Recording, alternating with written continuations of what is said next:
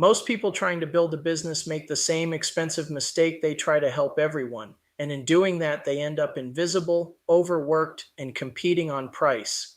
If that sounds familiar, stay right here because this video is going to change how you think about building your business. I'm Todd Jennings, technology executive, serial entrepreneur, endurance athlete, and founder of Startup Venture Lab. I've spent over 3 decades building companies, leading technology teams, and helping founders turn their ideas into real, scalable businesses. And today I'm bringing you a framework I wish someone had handed me years ago. This video is for you if you're a freelancer, a founder, a consultant, or a side hustler who's tired of blending in. If you've ever wondered why some people seem to attract ideal clients effortlessly while you're grinding for every lead, this is exactly why, and today we're fixing it. In the next 20 plus minutes, you're going to learn how to identify the niche that's uniquely yours, validate it against real market demand, position yourself so clients choose you over everyone else, and build the kind of revenue architecture that actually scales. By the end, you'll walk away with a 90-day action plan you can start tomorrow. If you're new here, Startup Venture Lab is a community built for entrepreneurs who are serious about building real businesses. We don't do fluff. Every week, we drop practical, framework-driven training on growth, strategy, systems, and mindset, the stuff that actually moves the needle. Hit subscribe and the bell so you never miss a drop. All right, let's get into it. And I promise you, by the time we're done, you're going to look at your business in a completely different way. Okay, Steve, let's roll that new hip intro.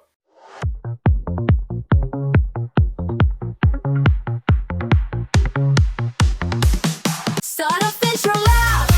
Woo! Turn ideas into cash. Yeah. No more 9 to 5. Hey. Woo woo. Also, stand out, go fast. Let's build a dream that lasts.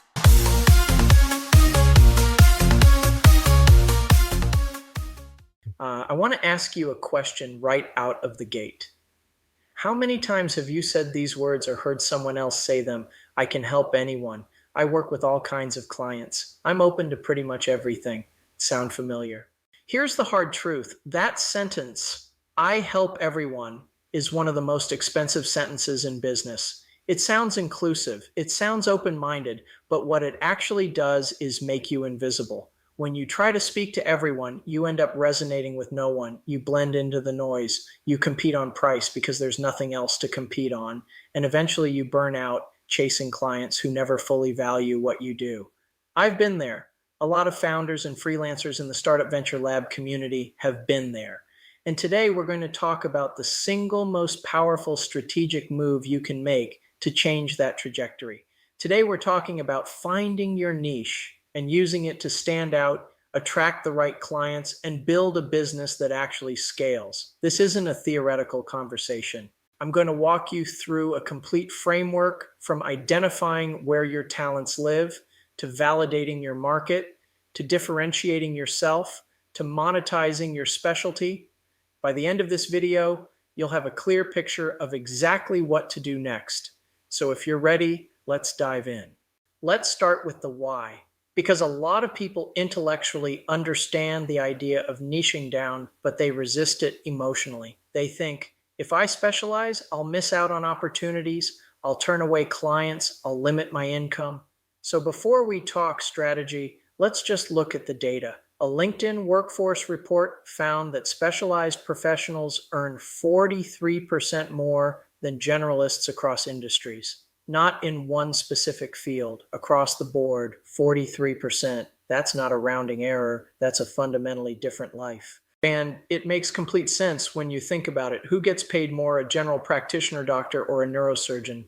A general contractor or a specialist who only builds luxury kitchens? A marketing agency that does everything, or a firm that exclusively helps e-commerce brands reduce cart abandonment? The specialist, every single time. Because the specialist isn't just offering a service, they're offering certainty. They've seen your exact problem before. They have a process for it. They know the pitfalls. That certainty has enormous value, and the market rewards it accordingly. Now, here's where it gets interesting. When you're a generalist, price becomes the primary battlefield. Somebody can always undercut you. There's always someone cheaper, faster, willing to work for less. And when price is the differentiator, It's a race to the bottom, and nobody wins that race. But when you specialize, when you can walk into a conversation and say, I've worked with 30 companies exactly like yours, here's what I've seen, here's what works, here's what doesn't, the price conversation completely changes. You're no longer a commodity, you're a specific solution to a specific problem, and specific solutions command specific premiums. Think about the last time you needed specialized help for something that really mattered. Maybe it was a medical issue, a legal problem, a critical technical challenge. Did you go with whoever was cheapest, or did you look for the person who specialized in exactly that thing, even if they cost more? Right. You went with the specialist. Because when the stakes are high, expertise beats price. And here's the secret: your clients think the same way. When something matters to them, they want the expert. They want the person who's done this before. They want you, the specialist. A McKinsey study backs this up from the business side. Companies with strong differentiation strategies achieve profit margins 25% higher than their industry averages. That's not just about individual consultants or freelancers, that's at the company level. Differentiation through specialization creates durable financial advantages. So the fear of limiting yourself by niching down, that fear is real, but it's backwards. Specialization doesn't limit your income, it accelerates it. Now, let me show you how this actually works in the real world, because the financial case is just the beginning. The deeper benefit of specialization is what I call the virtuous cycle.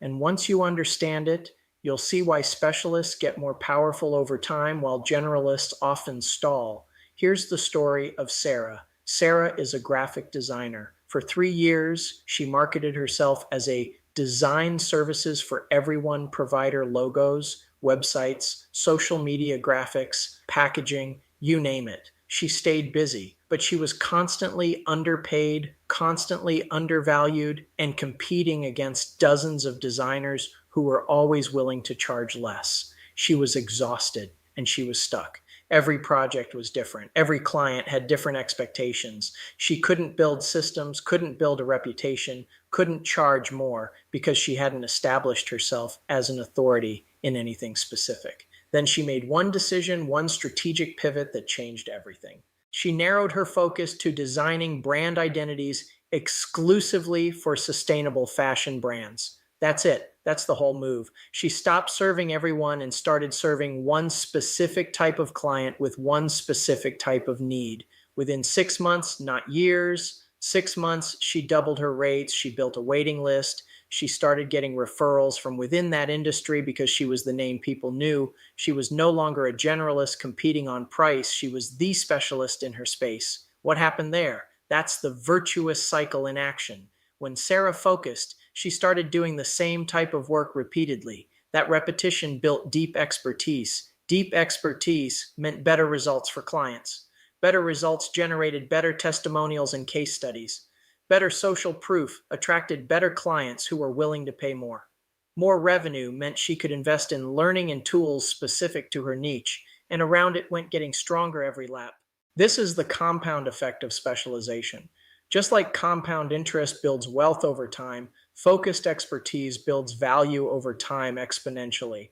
The ebook I'm drawing from today maps out this growth journey across 5 years. And I want to walk you through it because I think it reframes how you should think about where you are right now. Year one is about foundational learning, developing core competencies, completing your first specialized projects, building initial relationships in your chosen space. You're not the expert yet, you're the dedicated student. Year two is about process refinement. You start recognizing patterns. You build more efficient workflows. You begin anticipating client needs before they have to tell you. Your delivery gets faster and more consistent. Year three is innovation and leadership. You're starting to create novel solutions to problems in your niche.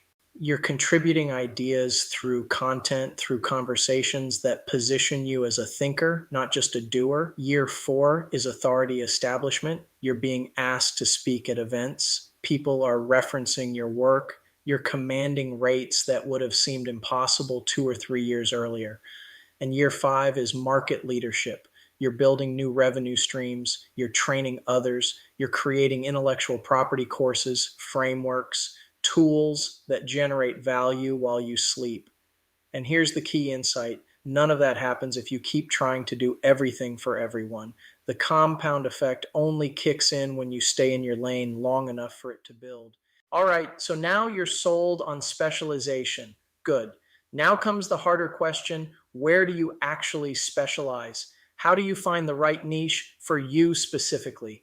And I want to be clear here: this is not a process you can rush. I've seen entrepreneurs pick a niche based on whatever was trending on Twitter, or whatever seemed like the highest paying market, or whatever their most recent client happened to be in.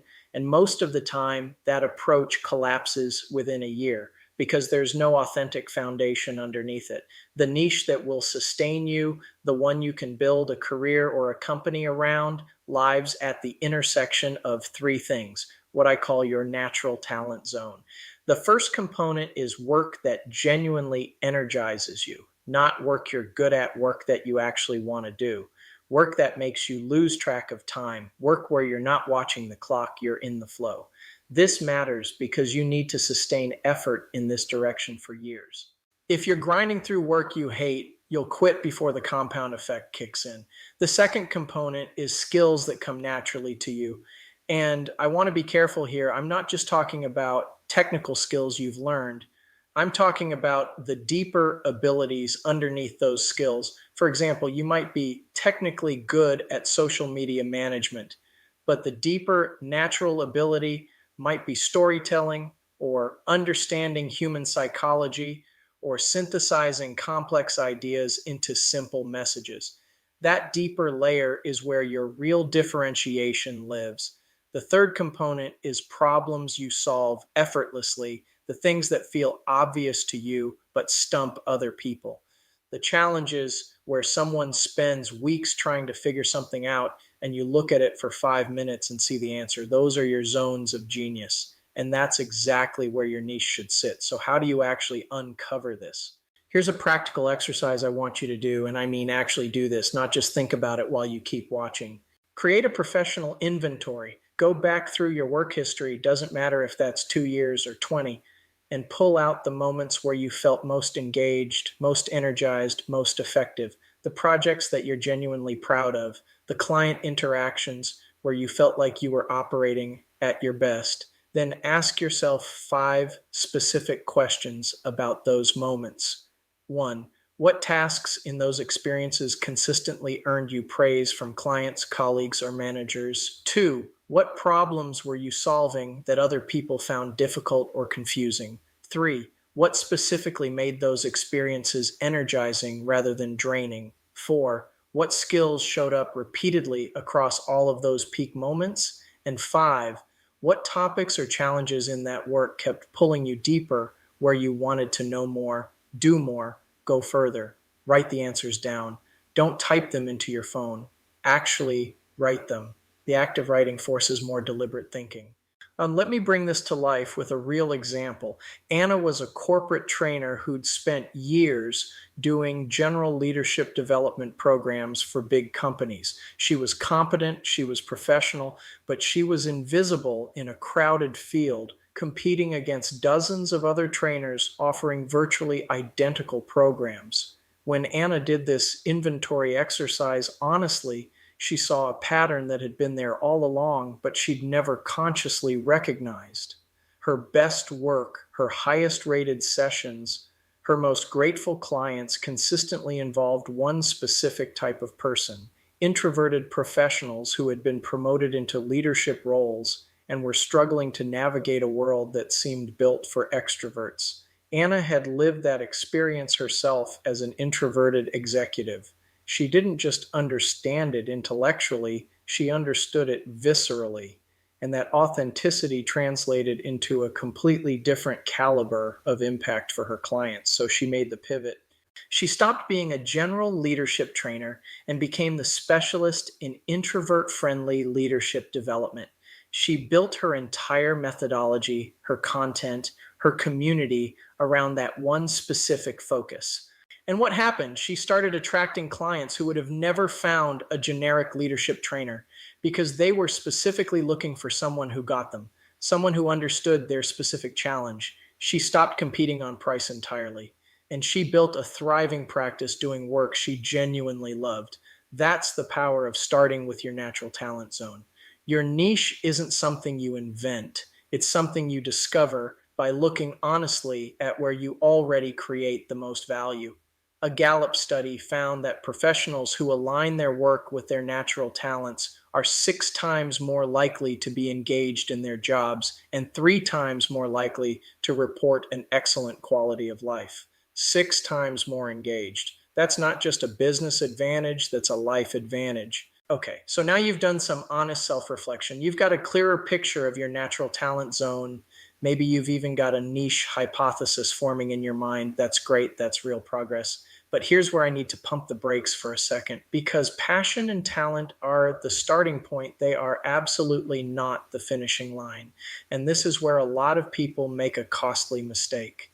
They find something they love and they're great at, and they immediately start building a brand, a website, a social media presence, a service offering without ever actually validating that the market wants what they're selling. The Small Business Administration has data on this, and it is sobering. 42% of businesses fail not because of bad execution, not because of poor marketing, not because of funding problems, but because of misreading market demand. Nearly half, because they built something nobody needed badly enough to pay for. So before you invest significant time and money into building out your niche practice, you need to run your idea through a market reality check. You need to look at the data, not just the dream. The market reality check has 3 components. I call them the 3 pillars of market intelligence. Pillar 1 is market size and growth trajectory. You need to know, is this a growing market or a shrinking one? How many potential clients actually exist in this niche? What are they already spending on this type of help? And are there seasonal or geographic factors that affect demand? Now, I want to be careful here. Bigger isn't always better. You don't need a $1 billion market. You need a market that's big enough to sustain your business and support your revenue goals. A highly focused niche with 500 ideal clients who each pay $5,000 a year is an incredibly healthy business. Don't let the size of a market intimidate you into staying generic.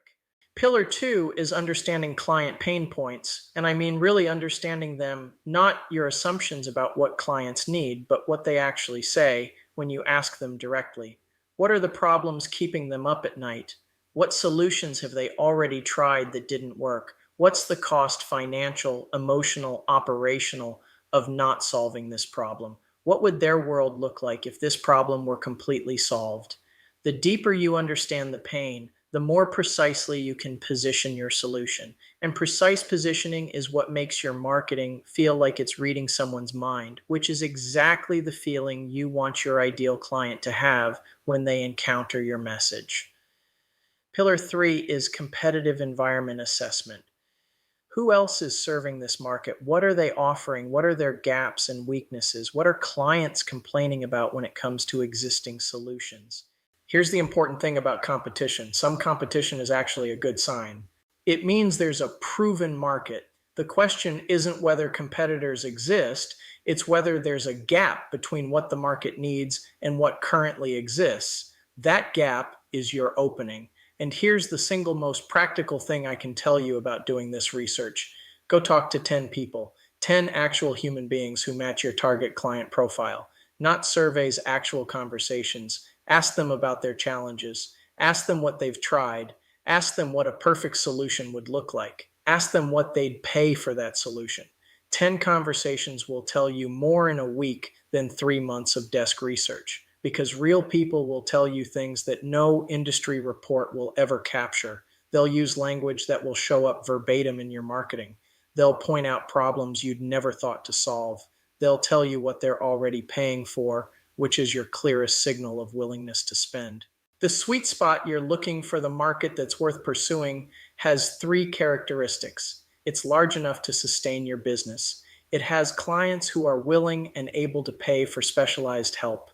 and it has meaningful gaps where existing solutions are falling short. When all three of those are present, that's your signal to move forward. Here's the scenario I want you to avoid at all costs. You pick your niche. You spend 2 months building a beautiful website. You get professional headshots. You redesign your LinkedIn profile. You create a service menu, write a sales deck, maybe even run some ads. And then, after all of that investment of time and money, you go to market and discover that clients are uninterested, confused, or unwilling to pay what you need to charge. I've watched this happen to smart, talented people more times than I can count, and it's devastating, not just financially, but psychologically, because after that much investment, the failure feels personal. The antidote is validation, and the tool for validation is what this ebook calls the minimum viable offering, or MVO. The concept of an MVO is simple. Instead of building your complete, polished, comprehensive service offering before going to market, you design the smallest possible version of your service that still delivers real, meaningful value to a client, and you take that to market first. You're not trying to generate massive revenue with the MVO. You're trying to generate data, evidence, proof of concept. You want to know, do clients understand what I'm offering? Do they want it? Will they pay for it? What feedback do they give me about how to make it better? Let me show you exactly how this works with Sandra's story. Sandra was a consultant who wanted to build a sustainability practice serving restaurants. She saw a clear gap in the market. Most sustainability consultants were focused on large corporations, and small to mid-sized restaurant groups were being completely underserved. Her talent zone was environmental systems and operations. The market need was real, the gap existed. But instead of building a full suite of sustainability services, energy, waste management, supply chain, certifications, reporting, she designed one specific MVO, an energy efficiency audit for restaurant locations. One deliverable, one price point, 3 to 5 days to complete. She offered it at a reduced rate to her first 3 clients in exchange for detailed feedback and a written case study. And here's what that small move accomplished. First, she tested market demand with almost zero financial risk. Second, she gathered specific, granular feedback about what clients valued, what confused them, and what they wanted more of. Third, she built actual relationships with real clients in her target market relationships that later became long-term engagements. Fourth, she identified 3 additional services those clients were desperate for, services she hadn't even considered building. And fifth, she refined her pricing based on actual market response rather than guesswork. That single MVO became the foundation of a thriving practice that now offers a comprehensive sustainability suite. But it started with one simple offering and the discipline to learn before scaling. When you're running your validation process, there are 5 specific signals you're looking for that tell you you found the right niche. Signal 1: clients immediately understand what you do and why it matters to them. You don't have to explain it 3 different ways, it lands. Signal 2: they value your offering without requiring extensive justification. They get it, they see the benefit, they're not trying to talk you down. Signal 3: the work energizes you. You're excited about the projects you're doing, you're curious, you want to go deeper. You're not watching the clock. Signal 4: referrals start happening naturally.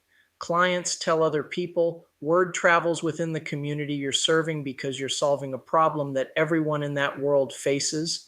And signal 5: pricing conversations focus on value and outcomes, not on cost and hours.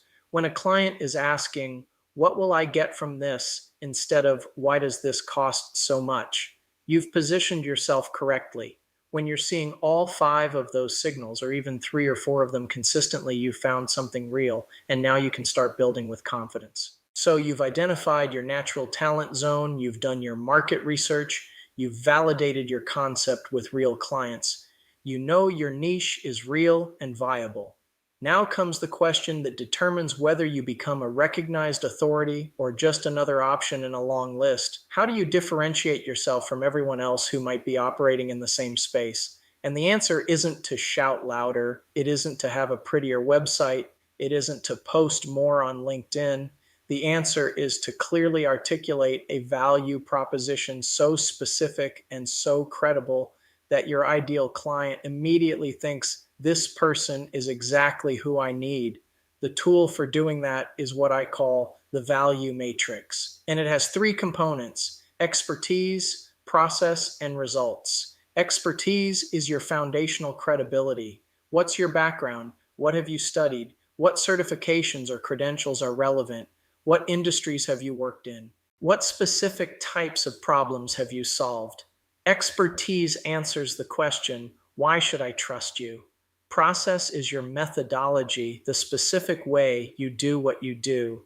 And this is where a lot of people leave enormous value on the table because they never articulate their process. They just say, I'll help you with X. But how you help with X, the steps, the frameworks, the approach, the unique perspective you bring, that's what separates you from everyone else who also claims to help with X. And results are the measurable, specific outcomes your clients achieve from working with you. Not, I improve their marketing, not, I help them grow. Specific, quantified, documented results, numbers, percentages, time frames. Those specifics are what transform your value proposition from a claim into evidence. Let me walk you through James's story to show you how this comes together. James was a business coach specializing in leadership development, which, if you've spent any time on LinkedIn, you know is one of the most crowded spaces on the planet.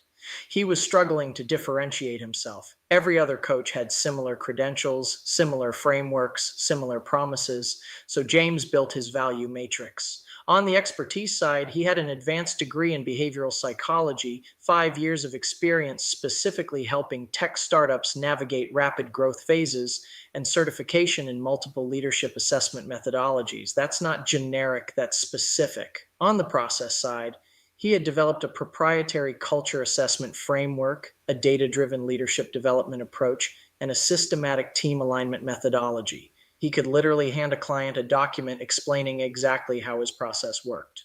And on the results side, his clients saw, on average, a 40% reduction in team turnover, a 35% improvement in employee engagement scores, and measurable increases in cross-functional collaboration. Real numbers, documented outcomes. When you put those three elements together, his positioning transformed from business coach helping leaders be better, which could describe 10,000 people, to I help high growth tech companies scale their culture through science-based leadership development that reduces team turnover by 40%. That's a completely different conversation. That specificity is magnetic because when a VP of people at a Series B startup reads that sentence, they don't think, maybe this could work for me. They think, this is exactly my situation. That's the power of a well-constructed value matrix. Once you have your value matrix defined, you build your authority platform around it.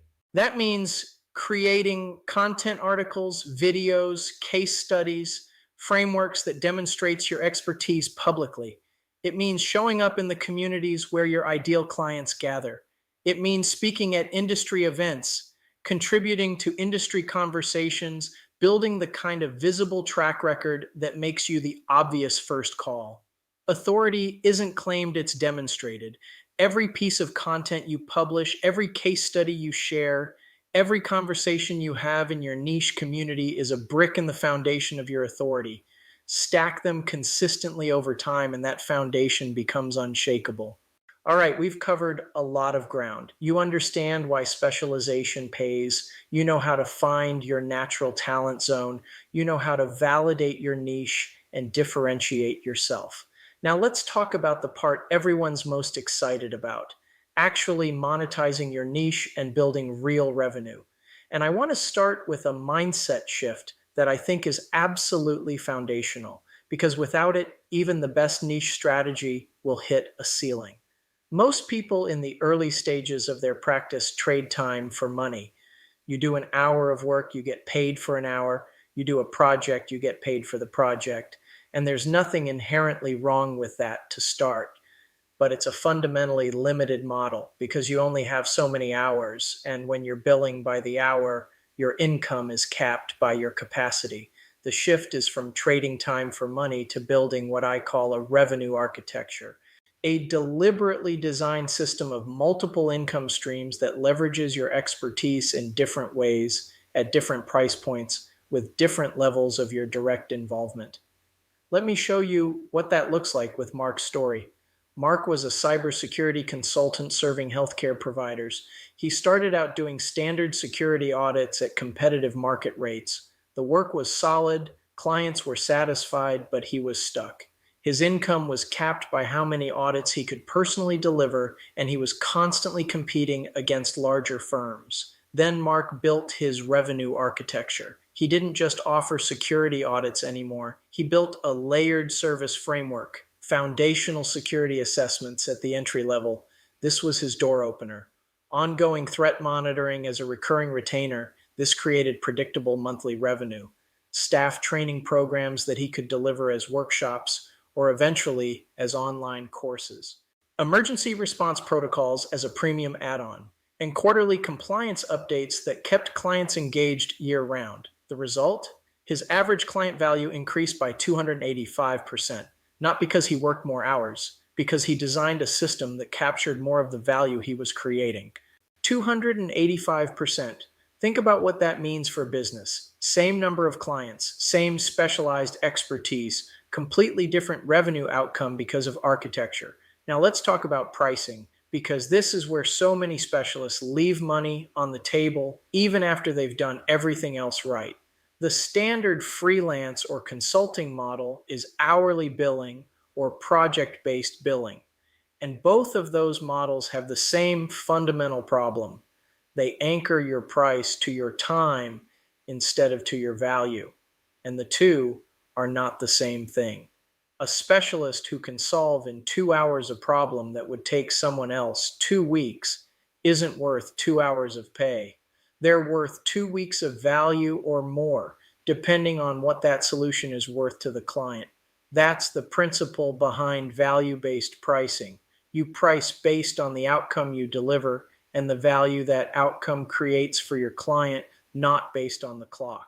Think about a consultant who specializes in merger integration. When a company is in the middle of a merger with hundreds of millions of dollars at stake, with teams in chaos, with timelines compressing the value of expertise that can reduce risk, accelerate timelines, and protect deal value is enormous. Pricing that engagement by the hour is almost insulting to the value being delivered. So how do you make the shift? Start by documenting your results rigorously. Every client engagement, every measurable outcome, every dollar saved or generated, every timeline compressed.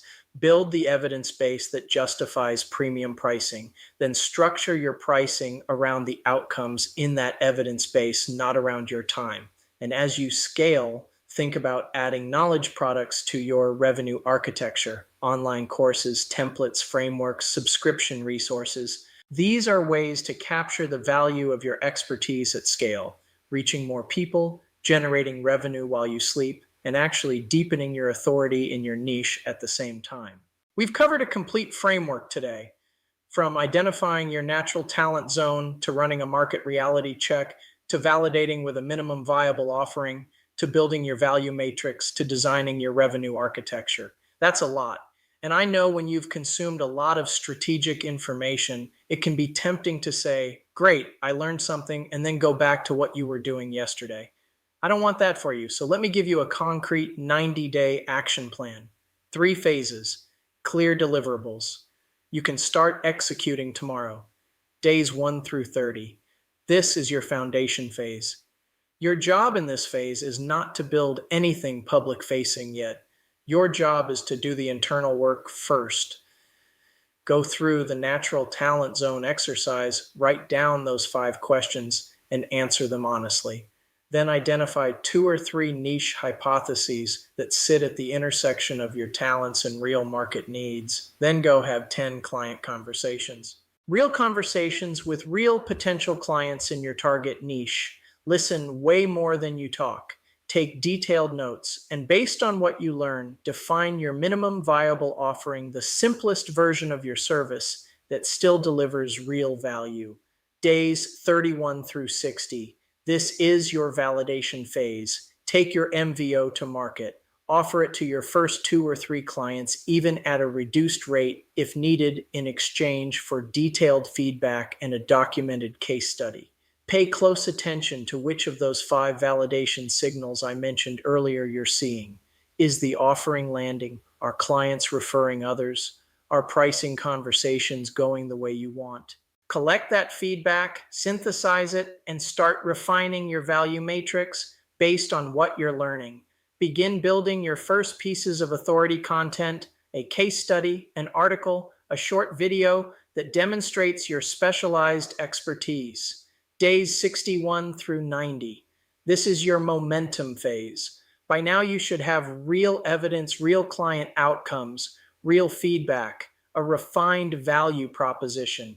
Now it's time to start building your authority platform more deliberately, publish content consistently, show up in the communities where your ideal clients are, build your first strategic referral relationship with a complementary service provider, and start designing your revenue architecture, mapping out what a tiered service offering looks like and what your first knowledge product might be. And at the end of those 90 days, set a specific 6-month revenue target, not a vague aspiration, a specific number tied to a specific number of clients at specific price points. That specificity is what turns a direction into a plan. Here's the number I want to leave you with. A LinkedIn study found that specialists who fully commit to their niche earn 2.8 times more than those who maintain a generalist approach. 2.8 times. Not because they work harder, not because they got lucky, because they made a decision, a clear, courageous decision to go deep instead of wide. Your niche is not a limitation. Your niche is your competitive advantage. The narrower your focus, the stronger your signal. The more specific your expertise, the more magnetic your positioning. The more committed you are to your lane, the more unstoppable you become in it. The most successful specialists I've studied and worked with didn't arrive at the top overnight. They committed. They stayed in their lane when it was tempting to chase other things. They let the compound effect work. And over time, they became the obvious choice, the person everyone in their market calls first. That can be you, starting with the work you do in the next 90 days. Here's what I want you to do right now before you close this video. Drop a comment below. Tell the Startup Venture Lab community what niche you're considering or exploring. You'll be amazed how much clarity comes from just writing it down and putting it out there. And our community will rally around you. Second, the description has a link to a free niche selection worksheet and ebook that walks you through every framework from today's video in a step-by-step format you can actually work through. Download it, use it. Don't just watch, do the work. Third, if this video gave you value, share it with one entrepreneur in your life who's been struggling with this exact question. One share could change someone's trajectory. And subscribe to Startup Venture Lab if you haven't already. We drop training like this every single week. This is what we're here for. Join our free community at startupventurelab.com. I am JT, and I'll see you in the next one.